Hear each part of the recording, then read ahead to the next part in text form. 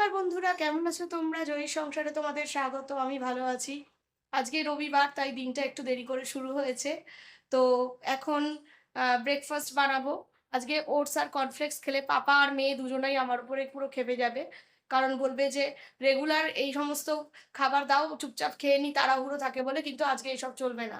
তাই এখন বানাবো পরোটা আলু ভাজা, একটু স্পেশাল ব্রেকফাস্ট। তো এটা বানিয়ে নেব, কারণ একটু তাড়াহুড়োও আছে, যেহেতু দেরি করে উঠেছি। তার মধ্যে মেয়ের আঁকার স্কুল আছে। তো বানিয়ে দিলে ওরা খেয়ে পাপা আর মেয়ে দুজনে মিলে যাবে আঁকার স্কুলে, পাপা দিতে যাবে। সেখান থেকেই বলে দিয়েছি একটুখানি আজকে আমি আর মার্কেটে যাব না, তুমি একটুখানি চিকেন নিয়ে চলে আসো। তো ওই জন্য এখন ব্রেকফাস্টটা বানিয়ে নিই, তারপর তোমাদের সাথে আবার কথা বলছি।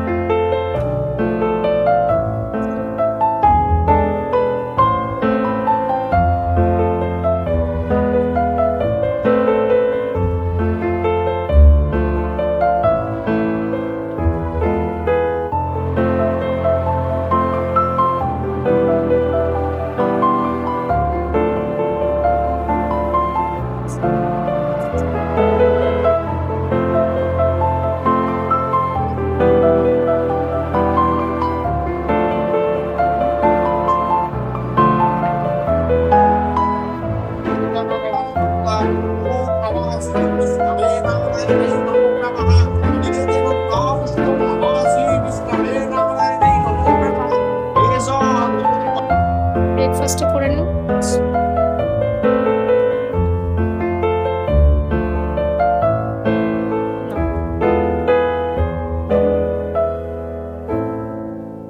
ব্রেকফাস্টটা করে নাও, করে তারপরে মাম্মামকে আঁকার স্কুলে দিয়ে আসো।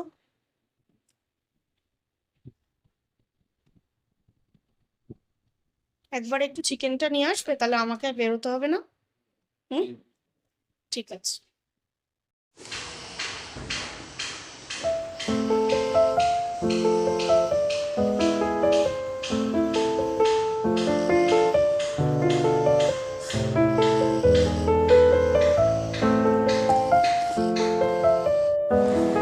ওয়াশিং মেশিনটা চালিয়ে এসে তোমাদের সঙ্গে একটা কথা বলবো বলে ক্যামেরাটা অন করলাম। আজকে মাতৃদিবস। যারা আমার থেকে বড় সেই সব মায়েদের আমার তরফ থেকে অনেক প্রণাম, আর যারা ছোট আমার থেকে তাদের অনেক ভালোবাসা। পৃথিবীর সব মায়েরা ভালো থাকুক, সুস্থ থাকুক। বাজার থেকে মাছ মাংস নিয়ে এলো অভি, আমি এগুলোকে সব ধুয়ে রাখলাম। একটু বেশি করে মাংস মাছ আনিয়ে রাখি জানো, 2-1 দিন যাতে হয়ে যায়। কারণ সকালবেলা যেহেতু অফিসে রান্না থাকে, তখন বাজার করে নিয়ে এসে মাছ মাংস ধুয়ে রান্না করাটা একটু টাফ হয়ে যায়। তাই এই রবিবার করে ও গেলে ও নিয়ে আসে, আর না হলে অন্য কোনো দিন সকালের দিকে গিয়ে আমি নিয়ে আসি। তো 2-1 দিন হয়ে যাওয়ার মতন করে নিয়ে এসেছে। তো এখন ধুয়ে আজকেরটা সরিয়ে রেখেছি, বাকিটা ফ্রিজে তুলে রেখে দেবো। এইভাবে কন্টেনারে করে ডিপ ফ্রিজে রেখে দিলে ভালো থাকে, কোনো অসুবিধা হয় না। ফ্রিজে অনেক দিন ছিল মাছ মাংস, এত গরম পড়েছিল, কেউ খেতে চাইছিল না। ওগুলো তারপরে শেষ করে ফেলেছি। শেষ করে আবার 2-1 দিন একটু টক দই, বিভিন্ন নিরামিষ রেসিপি এই সমস্ত সবাই খেতে চাইছিল, তো ওগুলো রান্না করলাম। তো এবার গরমটা একটু কমেছে বলে বললাম এবার নিয়ে আসো। তো তাই জন্য ও এখন গিয়ে নিয়ে এলো। এখন এইভাবে কন্টেনারে করে ডিপ ফ্রিজে রেখে দেবো। আজকে সব কিছু লেটে শুরু হয়েছে, তাই রান্নাটাও এখন শুরু করলাম জানো।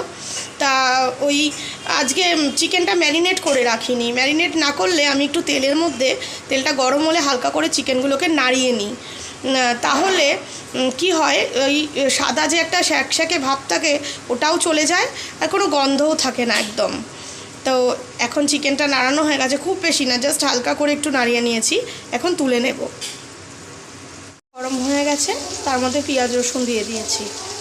পেঁয়াজটা দেওয়ার পরে আমি গোটা গরম মশলা দিয়ে দিয়েছি, এলাচ আর দারচিনি, লবঙ্গ, একটা তেজপাতা একটু ধুয়ে নিয়ে দিয়ে দিচ্ছি।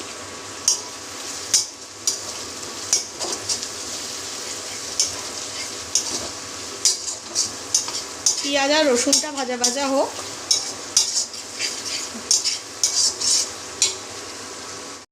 পেঁয়াজ ভাজা হয়ে গেছে, কেটে রাখা টমেটোটা দিয়ে দিয়েছি।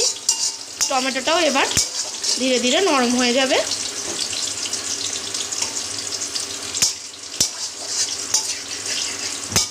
এবার এর মধ্যে আগে একটু ভেজে রাখা মাংসটা দিয়ে দিচ্ছি।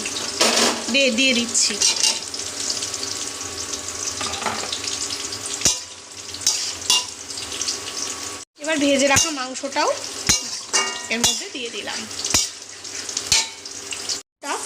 স্বাদ মতন দিয়ে দিলাম, দিয়ে একটু নাড়াচাড়া করে নিচ্ছি। হলুদ গুঁড়ো, জিরে গুঁড়ো, ধনে গুঁড়ো সমস্ত ড্রাই স্পাইসেস অ্যাড করলাম। আর তার সাথে যেটা অ্যাড করেছি সেটা হচ্ছে মিট মশলা। এটা তোমরা ইচ্ছা করলে দিতেও পারো, নাহলে স্কিপ করে যেতে পারো। এবার একটু নাড়িয়ে নেব আর অল্প একটুখানি গরম জল দিয়ে দেবো যাতে মশলাটা পুড়ে না যায়। অল্প একটু জল দিয়ে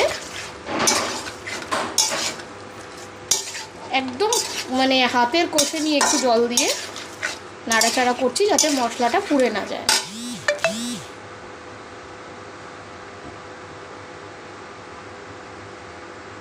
ভেজে রাখা আলুটাও অ্যাড করে এবার ভালো করে নাড়াচাড়া করে কিছুক্ষণ নাড়াচাড়া করে তারপর ঢাকা দিয়ে দেবো।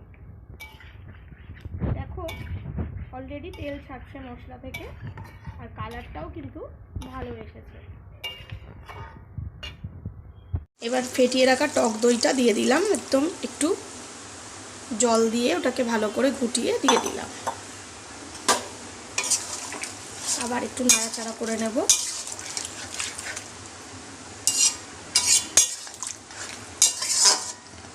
করে ঢাকা দিয়ে চিকেন রেডি হয়ে গেছে। আমি অল্প একটু মিষ্টি দিয়ে দিচ্ছি।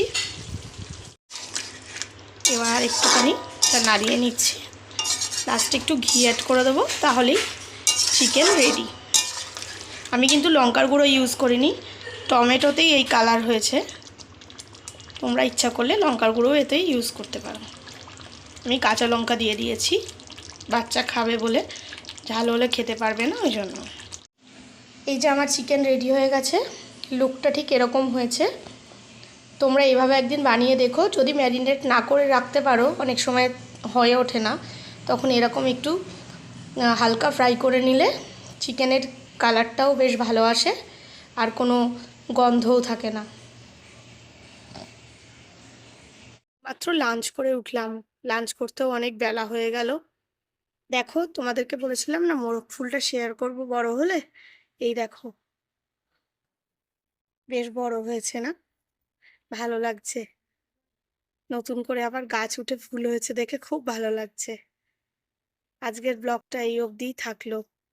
ভালো লাগলে লাইক করো, শেয়ার করো, সাবস্ক্রাইব করো। ভালো থেকো, সুস্থ থেকো, সাবধানে থেকো। নতুন একটা ব্লগ নিয়ে আবার তোমাদের সাথে দেখা হবে।